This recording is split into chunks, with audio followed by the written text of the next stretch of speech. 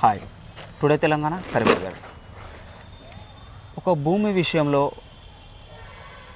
Partition కొన్నవారికి మరియు అమ్మిన వారికి వీటి మధ్య ఒక లాయర్కి తగాదా వచ్చింది. ఆ విషయం ఏంటో ఇప్పుడు తెలుసుకుందాం. సార్ నమస్తే. నమస్కారం అండి. ఏమైంది సార్, అసలు ప్రాబ్లం ఏమైంది? ఏం లేదు సార్, 2021లో మొహమ్మద్ ఇస్మాయిలును మొహమ్మద్ హబీబ్ ఇద్దరు నా దగ్గర వచ్చారు. ఒక పార్టీషన్ సూట్ ఫైల్ చేయాలా, మగ్దుంపూరుకు చెందిన జాగా సర్వే నెంబర్ 484 10 గుంటలు అని చెప్తే మంచిది, కాగితాలు పట్టుకోరండి, నేను వెరిఫై చేసిన తర్వాత నేను ఫైల్ చేస్తానని చెప్పు జరిగింది. అయితే వాళ్ళు కాగితాలు పట్టుకొచ్చిర్రు. నేను చూసిన పానీ వెరిఫై చేసిన పేరున్నది, పానీలో మొహమ్మద్ జావీద్ అని చెప్పి ఉన్నది, వేరే వాళ్ళు కూడా పేర్లు ఉన్నాయి. దాన్ని పట్టుకొని బదురునిసా కూడా ఉంది పేరు. దాన్ని పట్టుకొని నేనేం చేశానంటే పార్టీషన్ సూట్ ఫైల్ చేసిన, బదురునిసా తరఫు నుంచి ఫైల్ చేసిన. ఎందుకంటే జావీద్ అని వాళ్ళ యొక్క ఓన్ బ్రదర్ చనిపోయడంలో బదురునిసా అని చెప్పేసి వాళ్ళ సిస్టర్ తరఫు నుంచి నేను పార్టీషన్ సూటు మొహమ్మద్ యాహూబ్ను మొహమ్మద్ బేగం మీద వేసుడు జరిగింది జూనియర్ సివిల్ జడ్జి కోర్టులో. అది నంబర్ కూడా అయిపోయింది. అది నంబర్ వచ్చేసి 984/2021 సార్. ఇది 22/12/2021లో వేసుడు జరిగింది ఇది కేసు. ఇప్పుడు ఇది వచ్చేసి కేసు ఇష్యూస్, ఫ్రేమింగ్ ఆఫ్ ఇష్యూస్కు ఉన్నది.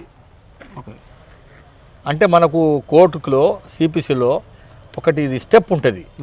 ఇష్యూస్ అంటే what is mean for the plaintiff, what the requirement is made for ప్లేంటిఫ్కు ఈ సూటు సంబంధించిన డాక్యుమెంట్స్కు, ఈ ప్లేంట్కు, ఈ అవర్మెంట్స్కు మేము ఏం ఇష్యూస్ ఫిక్సప్ చేయాలని చెప్పేసి కోర్టు ఇష్యూస్ ఫిక్స్ చేస్తుంది.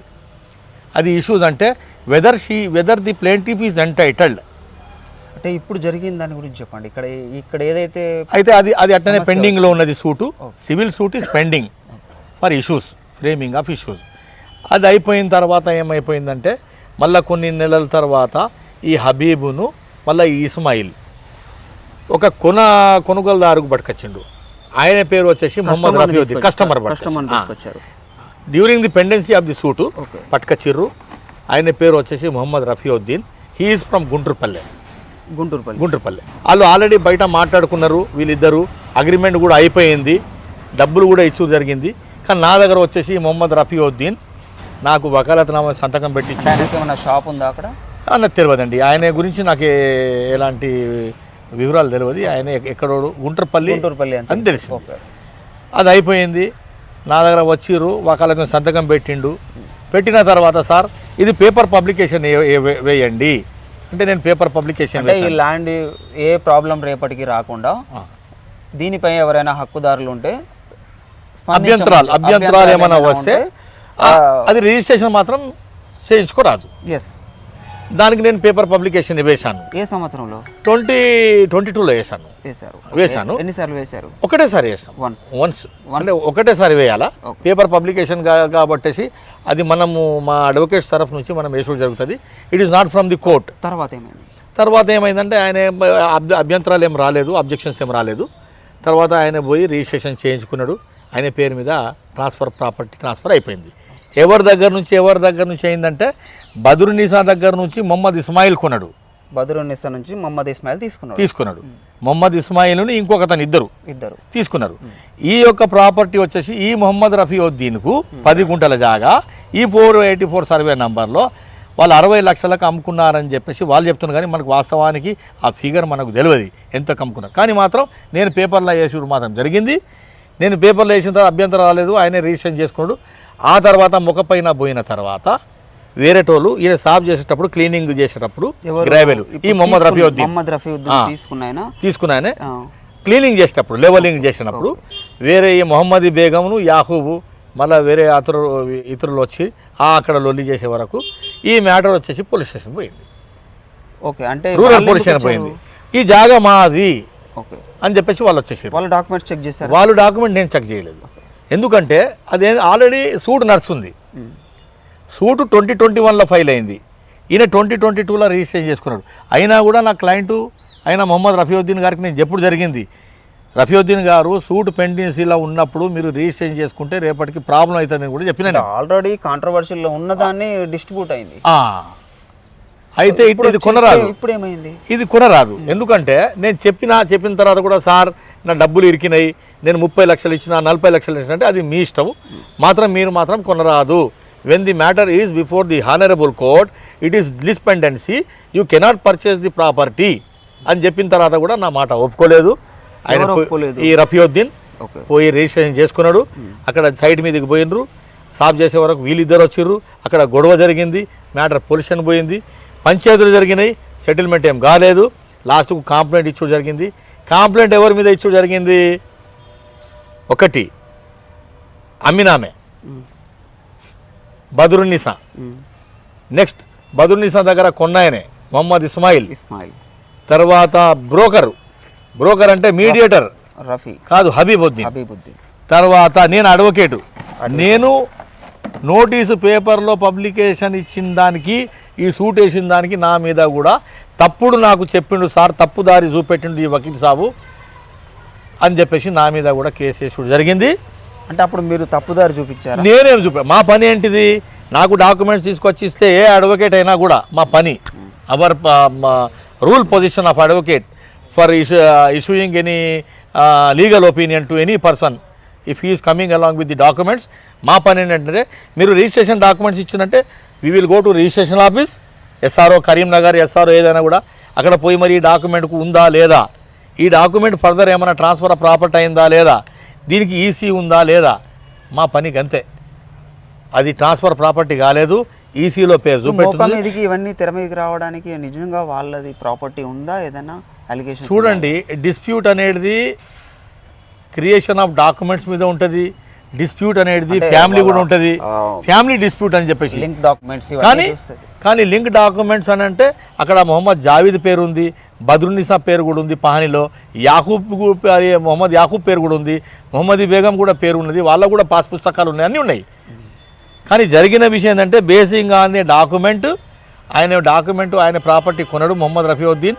ఆయన పని ఏంటిది, రెవెన్యూ ఆఫీస్కు పోయి వెరిఫై చేసుకోవాలి. ఆయన కూడా నేను చేసుకోవాలి, నాకు ఇచ్చినంత వరకు నేను వెరిఫై చేశాను, ఇది కరెక్ట్ ఉన్నాయి డాక్యుమెంటు, ఈ ఈసీలో పేరుంది, ఈ ప్రాపర్టీ వాళ్ళే వరకు ఈ మొహమ్మద్ ఇస్మాయిల్ ఇంకొక ఆయనే వేరే వాళ్ళకి అమ్మలేదని చెప్పిన తర్వాతనే పేపర్ పబ్లికేషన్ ఇష్యూ జరిగింది, వాళ్ళు కొనుక్కున్నారు, అయిపోయింది.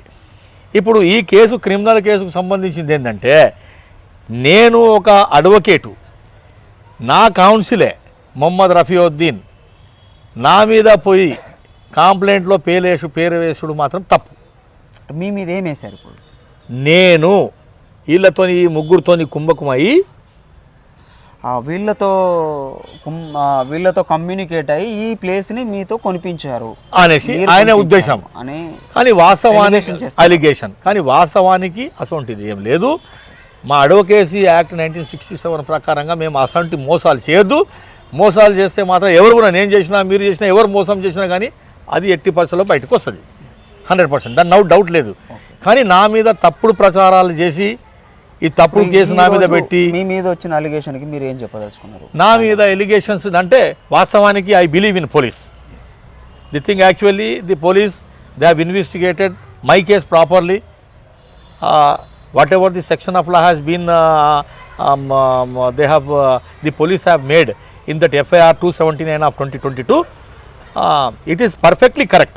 Whatever the sections has been made out in FIR, the thing actually నేను చెప్పేది ఏంటంటే, పోలీసుకు కంప్లైంట్ ఇచ్చిన తర్వాత ఎఫ్ఐఆర్ చేసుడు 100% అది చేయాల్సిందే.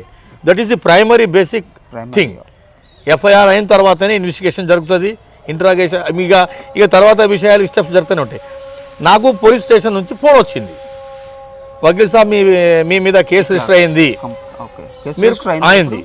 నా మీద I'm A2 in that case 279లో, ఎఫ్ఐఆర్ నెంబర్ 279లో నేను one of the accused A2. అంటే నేను వెంబడి వెళ్ళిపోయినాను, సార్ దగ్గర కూర్చొని మాట్లాడినా, సార్కు మొత్తం వివరాలు సేకరించాను. సార్ పేపర్లు కావాలన్నారు, పేపర్లు కూడా ఇచ్చుడు జరిగింది. అప్పుడు విజ్ఞాన్ రావు సార్ ఉండే, సిఐ విజ్ఞాన్ రావు గారు ఉండే, ఆ సెక్టర్ ఎస్ఐ గారు వచ్చేసి అశోక్ గారు ఉండే. కొలాటరల్గా మంచి నేను సపోర్ట్ చేసినాను. ఎందుకంటే ఇప్పుడు తప్పు చేసిన దానికి నేను నాకు అవసరం లేని పని నేను ఎందుకు పెట్టుకోవాలా, టోటల్ సపోర్ట్ చేసినాను పోలీసులు ఆ కేసులో. అది అయిపోయిన తర్వాత ఏమైపోయింది, పేపర్లు ఇచ్చుడు జరిగింది, అన్నీ అయిపోయింది. అయిపోయిన తర్వాత పోలీస్ స్టేషన్ వాళ్ళు 41A నోటీస్ నాకు ఇచ్చుడు జరిగింది. నేను 41A నోటీస్ తీసుకున్నాను.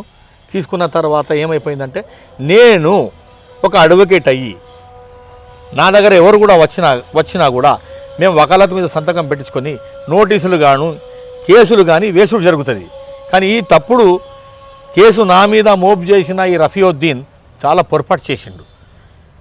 బీయింగ్ మై క్లయింట్, అంటే అతను మీ క్లయింటే ఇప్పుడు మీ మీదే వేశాడు. అది తప్పు, అట్లా చేయవద్దు. నేను మా జడ్జి గారు కూడా కంప్లైంట్ చేశాను. జడ్జి గారు సిఏ గారికిను ఎస్ఐ గారికి పిలుపు జరిగింది. మా లాయర్ మమ్మల్ని తప్పుదో పట్టించాడు అనే వాదన ఆయనది. కానీ వాస్తవానికి నాకు ఇచ్చిన డాక్యుమెంట్స్ ప్రకారంగా ఈ పరిధి వరకు మీరు ఎంక్వైరీ చేశానంట. అంతే. సో ఇప్పుడు తర్వాత ఏం జరగబోతుందో కోర్టు తేల్చేస్తుంది. మనకు సంబంధం లేదు అది ఇష్యూ. వాస్తవానికి ఒకడు నేరం చేసడానికి పోతున్నాడంటే ఆయన మెదడులో ఏమున్నది అదే చేస్తాడు తప్ప I should not encourage that conspirator. ఈ హబీబును ఈ ఇస్మాయిలు నా దగ్గర వచ్చిన దేనికి వచ్చిర్రు వాస్తవానికి వాళ్ళకే తెలవాలి ఉంటుంది. కానీ ఆ కన్స్పరసీకి నేను ఐ వోంట్ హెల్ప్ దట్ కన్స్పరసీ. నాకు అవసరం లేదు. మోసపూరిత ఆలోచన అంటారు కదా, ఆ ఆలోచన వచ్చిందని నాకు తెలియదు. Because I being advocate my duty I have formulated. రఫీకి మీ డ్యూటీని మీరు ఫాలో అయ్యారు, కానీ అంతే. మాకు ఎలాంటి కుమ్మక్కు కానీ ఎలాంటి అది అవసరం లేదు. ఎలాంటి ఆయన దగ్గర నేను కుంభకైన తర్వాత అయింది కూడా ఆయన దగ్గర ఎలాంటి ఎవిడెన్స్ లేదు. ఎవిడెన్స్ ఇస్ బేసే లేదు నా అగ్నెస్ట్గా. నేను తప్పు చేయను, నాకు తప్పు చేసే అవసరం కూడా లేదు. ఈ మొహమ్మద్ రఫీయుద్దీన్ ఇవాళ చేసిన తప్పుకు పోలీసు వాళ్ళు ఎంక్వైరీ చేసి ఇన్వెస్టిగేషన్ చేసి నా పేరు కూడా తొలగించడం జరిగింది. ఛార్జ్షీట్ కూడా వేసడం జరిగింది. నా పేరు లేదు, తీసేసిర్రు. నా పేరు ఆ ఎఫ్ఐఆర్కి వెళ్ళి తీసేసిర్రు. ఛార్జ్షీట్ లేదు, పేరు లేదు. పేరు లేకున్న తర్వాత కూడా ఈ యొక్క రఫీయుద్దీన్ మోసపూరిత ఆలోచన, చెడు ఆలోచనతోని 18/1/2020 రోజున జనవరి ఆ రోజు ఏదో సోషల్ మీడియాలో పీడిఎఫ్లో పెట్టి నాకు నా పేరు మీద చెడు ప్రచారాలు చేసింది. తప్పు కదా అది. కేసు క్లోజ్ అయింది. ఇప్పుడు మీరు నేను ఈ రఫీ అనేట ఆయనకి ఇట్లా అసత్యాలు అబద్ధాల ప్రచారాలు చేసిన దానికి ఆయన మీద పరువు నష్టం దావా వేస్తాను. నేను మీ ద్వారా కమిషనర్ గారికి కూడా చెప్తున్నాను, పోలీసు వ్యవస్థ కూడా చెప్తున్నాను. ఇసోంటి అసత్య అబద్ధాలు ప్రచారాలు చేసే వాళ్ళ మీద కేసు పెట్టాలా. మరొకరు ఇట్లా చేయరు. ఇప్పుడు దీని వలన నాకు మెంటల్ అప్సెట్ అయిపోయింది. నాకు ఫిజికల్ టార్చర్, మెంటల్ టార్చర్, సొసైటీలో నా పేరు కూడా దెబ్బతీయింది. నా అడ్వకేట్ సొసైటీలో కూడా నాకు పేరు దెబ్బతీసింది. ఈ నేను చెయ్యని పనిలో కూడా నా పేరు పెట్టి నాకు బదనాం చేసుడు ఇది తప్పు. నేను మాత్రం 100% ఈ రఫీయుద్దీన్ మీద పరువు నష్టం దావా వేస్తాను. మీ ద్వారా నేను తెలుపుతున్నాను. ఓకే సార్, మీ name? My name is Mirza Azmat Ali Baig. I'm practising now at Hyderabad High Court, but previously I used to practice Kannada. Still I am practicing at Karimnagar District Court and several courts also in districts. ఆసిఫాబాద్లో నడుతుంది నా కేసులు, వరంగల్లో నడుతుంది, రంగారెడ్డి, తెలంగాణ మొత్తం నడుస్తూ ఉన్నది. I'm practising throughout Telangana. So ఇది కేసు లాయర్ మధ్యలో ఉన్న లాయర్ పైన ఇలాంటి అపవాదులు వచ్చాయి. సో ఇది అడ్వకేట్ గారు చెప్తున్నారు. నేను మధ్యలో ఉండి నా విధులు నేను నిర్వహించాను. ఇందులో నేను వాళ్ళతో కమ్యూనికేట్ అయ్యే అవసరం కానీ అలాంటి పనులు